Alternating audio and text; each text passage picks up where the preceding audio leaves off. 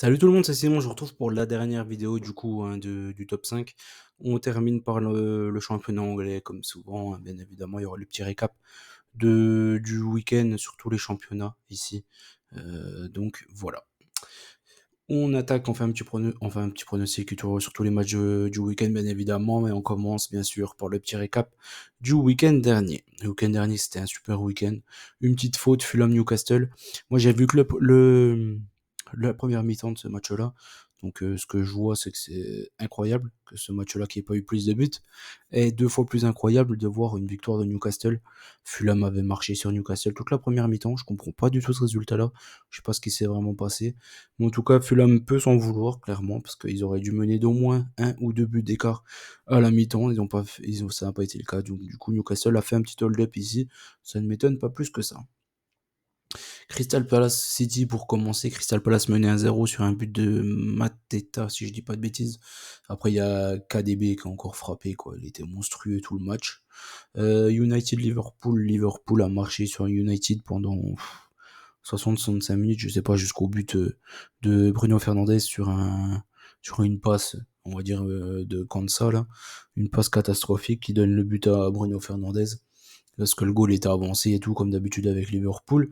Liverpool qui aurait dû mener 3 ou 4-0 à la 50e minute, hein, clairement. Il y avait qu'une équipe sur le terrain. Encore une fois, Darwin Nunez a eu les picarés.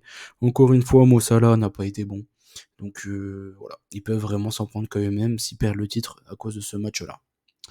L'Arsenal over 2,5 est passé en toute fin de rencontre. Je crois que c'est Trossard qui marque à la toute fin.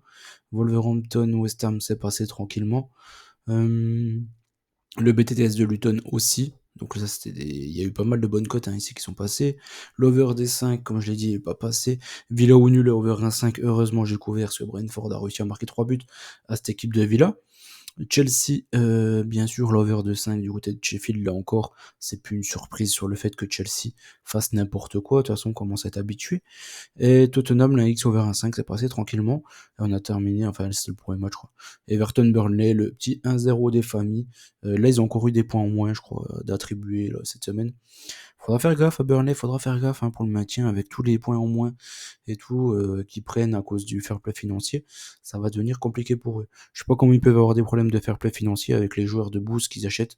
Ils auraient peut-être pas dû mettre tout l'argent sur Beto. Ils auraient peut-être dû le garder pour les finances du club. Ça aurait peut-être été un meilleur choix pour eux. Donc ce week-end, ça a donné quoi? Enfin le Ligue 1 qui a été foireux, totalement foireux. Tout le reste, ça a été bien. Donc voilà, ça fait 65% de réussite. 64,9 je crois, un truc comme ça. Donc Ligue 1, 3 sur 9, quoi. C'est vraiment le gros problème du week-end passé. Sinon, tout le reste, c'était pas mal. L'APL, 8 sur 9, parfait. La Bundesliga, ça va. 6 sur 9, c'est pas mal. La Serie A, 70%, c'était pas mal aussi. Donc voilà, en gros, il y a eu un gros cancre, comme souvent la Ligue 1. Pourtant, les deux dernières semaines, c'était un des meilleurs championnats. Donc là, je suis un peu déçu du week-end dernier. Newcastle, Tottenham pour commencer. Newcastle, ils perdent trop de joueurs, hein, ces derniers temps, mais ils ont quand même une bonne attaque. Tottenham, ils prennent des buts contre tout le monde. Ici, clairement, j'opte pour un BTTS. Les deux équipes devraient marquer. Dans ce match-là, j'ai mis un petit avantage Tottenham du fait que Newcastle, j'ai l'impression qu'ils s'essoufflent. Mais bon, apparemment, ils ont réussi à gagner quand même contre. Ils ont réussi à gagner 1-0 du côté de Fulham. C'est déjà quand même pas mal pour eux. Vraiment un score totalement en trompe-l'œil. Ici BTTS et puis un avantage Tottenham. Brentford, Sheffield. Je me méfie du nul, parce que Sheffield, ils font quand même pas mal de nuls dernièrement. Brentford, en plus, ils n'ont pas gagné un match depuis 150 000 ans. Donc je me méfie énormément. Brentford, pour moi, c'est une bien meilleure équipe que cette équipe de Sheffield. J'ai pris 1x et over 1,5 et j'ai pris 3 buts à 1 pour Brentford. Burnley-Brighton. Burnley, dernièrement, fait plutôt des bonnes perfs. Brighton, très décevant dernièrement. Pour moi, ça devrait être un match à but. Hein. Je vois pas trop d'autres issues. Donc j'ai pris un over de 5 entre ces deux équipes. City, Luton, City, même si ils jouent la LDC, le retour contre le Real, je pense que même l'équipe un peu remaniée, ils seront bien meilleurs que cette équipe de Luton. Donc ici j'ai pris City, gagne de 2 ou plus contre Luton qui concède trop d'occasions et qui a des défenseurs pas mobiles du tout. Donc je pense que City peut s'ajuster contre eux et les exploser. Nottingham contre Wolverhampton ensuite. Les Loups, ils jouent plus grand chose dans cette fin de saison. Et Nottingham, ils jouent leur survie. Donc je pense clairement qu'il y aura une équipe qui sera bien plus motivée que l'autre, même si enfin, je trouve que les joueurs de Wolverhampton sont meilleurs que ceux de Nottingham. Je pense que Nottingham ne devrait pas perdre à domicile contre les Wolves. Bournemouth, Manu, Liverpool, Crystal, West Ham, Fulham, Arsenal, Villa, Sheffield, Everton pour terminer. Bournemouth contre Man U, déjà pour commencer. Bournemouth, moi, c'est une équipe qui me plaît bien, qui joue au foot. Et ça, c'est kiffant. Manchester, c'est une équipe qui joue pas au foot et qui est naze. Donc, franchement, je prends sur le fait qu'il y ait pas mal de buts, parce que Manchester, de temps à autre, ils arrivent à faire des hold-up. Et cette équipe de Bournemouth, elle joue vraiment au foot. Et donc, du coup, elle se découvre énormément. Et Manchester, que ce soit Garnacho, que ce soit Ojlund, que ce soit Anthony, que ce soit Rashford, il faut vraiment creuser. Je pense qu'ils ont les atouts pour vraiment embêter cette équipe-là. C'est une équipe ultra physique et avec deux joueurs avec énormément de vitesse. Donc en contre-attaque, ils peuvent vraiment faire mal à cette équipe de Bournemouth. Donc je me méfie. J'ai pris l'over de 5 entre ces deux équipes. Liverpool contre Crystal. Crystal, même si un peu mieux, je trouve qu'ils ont pas de bons joueurs, tout simplement. Donc au bout d'un moment, tu peux pas faire d'un âne un cheval de course, comme on dit.